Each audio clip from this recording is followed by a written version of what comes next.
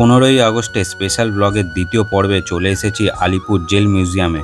এখানে দেখব নেতাজি সহ ভারতের স্বাধীনতা সংগ্রামীদের জেলকক্ষ ও তাদের মূর্তি আর তাদের ব্যবহারকারী অস্ত্রশস্ত্র, আর রয়েছে জেলের কয়েদিদের শিল্পমূর্তি।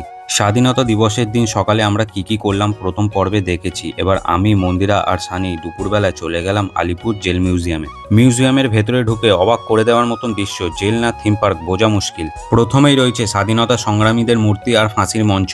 এখানেই মৃত্যুদণ্ডপ্রাপ্ত কয়েদিদের ফাঁসি দেওয়া হতো আর এই ঘরে এনে তাদের দেহ রাখা হতো তাদের ময়নাতদন্তের জন্য। ঘরটিতে প্রবেশ করতেই গা ছমছম করতে লাগলো, আর এই বেঞ্চগুলিতেই তাদের দেহগুলি শোয়ানো থাকতো। এরপর চলে গেলাম নির্জন কক্ষে, যেখানে কয়েদিদের জেলে পুরে রাখা হতো। এই হলো সেই জেল কক্ষগুলি, দেখেই মনে ভয় লাগে। এই হলো স্বাধীনতা সংগ্রামী দীনেশ গুপ্তের জেলকক্ষ ও মূর্তি। তারপর দেখলাম নেতাজি, বিধানচন্দ্র রায়, চিত্তরঞ্জন দাস ও যতীনমোহন সেনগুপ্তের জেলকক্ষ। এনারা সকলেই ছিলেন ভারতের বিশিষ্ট স্বাধীনতা সংগ্রামী।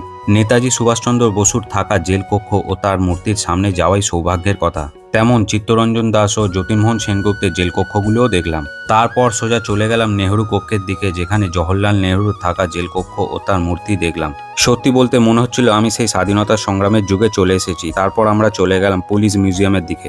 সেখানে দেখলাম স্বাধীনতার পূর্বে স্বাধীনতা সংগ্রামীদের ব্যবহার করা বন্দুক, বোমা, বিভিন্ন ধরনের অস্ত্রশস্ত্র, যা বিভিন্ন ধরনের বিদ্রোহী কার্যকলাপে তারা ব্যবহার করেছিল। প্রতিটি অস্ত্রের পিছনে রয়েছে একটি করে ইতিহাস, যা আমাদের দেশের স্বাধীনতা সংগ্রামীদের বলিদান ও আত্মত্যাগের স্মৃতি। সত্যি মুগ্ধ হয়ে যাওয়ার মতন পরিবেশ।